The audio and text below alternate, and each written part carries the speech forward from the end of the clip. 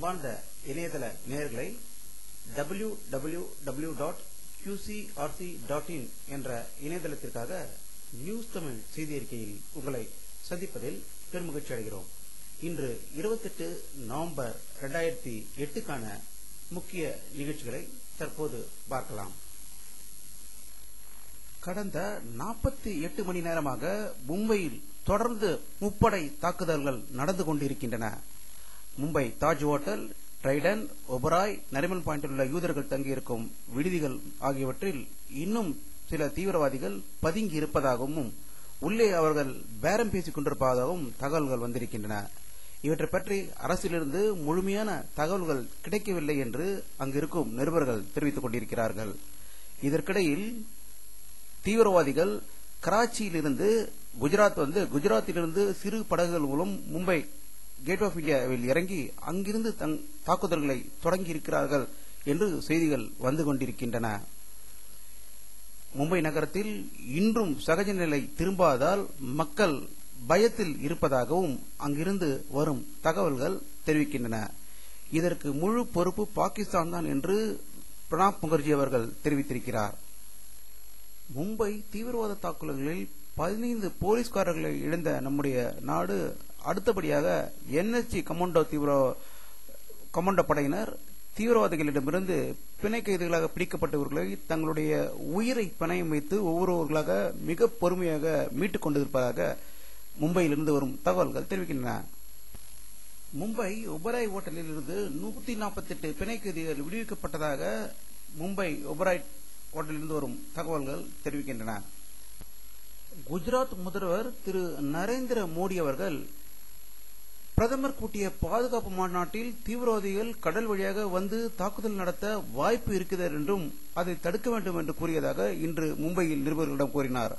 பயங்கரவாத தாக்குதலில் காயமடைந்தவர்கள் மற்றும் உயிரிழந்தவர்களுக்காக அவர் 1 கோடி ரூபாய் உதவித்தொகையை மும்பை அரசிடம் கொடுத்ததாக மும்பையில் வரும் தகவல்கள் தெரிவிக்கின்றன.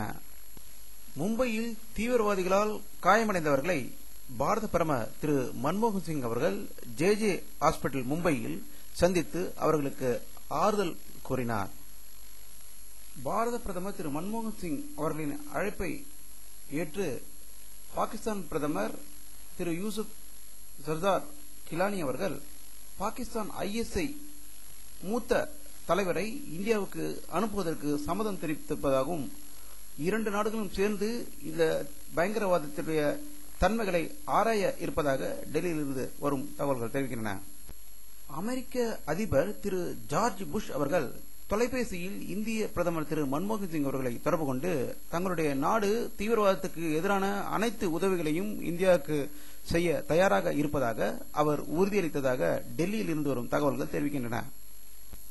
காங்கிரஸ் பொதுச் செயலாளர் திரு ராகுல் காந்தி அவர்கள் செய்தியாளர்களிடம் பேசும்போது தீவிரவாதத்தை தோல்வியடைய செய்வோம் என்றும் நாட்டை பிரிக்க எண்ணுவர்களை தக்க பதிலடி கொடுப்போம் என்றும் அவர் இன்று செய்தி தெரிவித்ததாக செய்திகள் வந்து கொண்டிருக்கின்றன.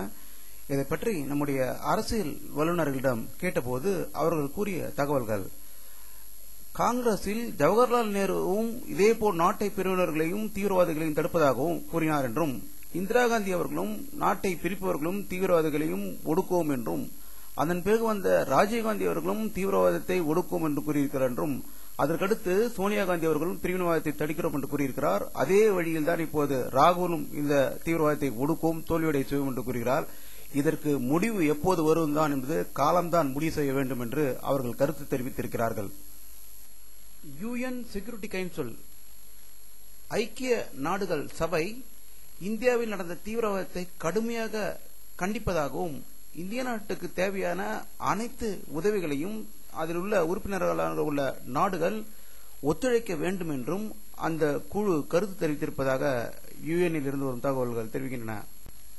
பலத்த பாதுகாப்புக்கிடையே டெல்லி சட்டமன்ற தொகுதிக்கான தேர்தல் நாளை நடக்க இருக்கிறது.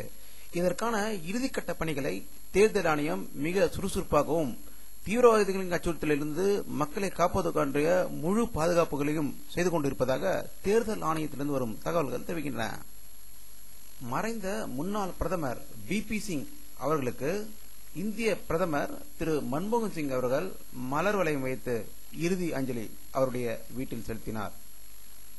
மதிமுக பொதுச் செயலாளர் திரு வைகோ அவர்கள் லண்டனில் ஒரு மாபெரும் கூட்டத்தில் 40,000 பேர் இலங்கை தமிழர்கள் கலந்து கொண்ட ஒரு கூட்டத்தில் அவர்களுடன் உரையாற்றியதாக லண்டனில் இருந்து வரும் தகவல்கள் தெரிவிக்கின்றன.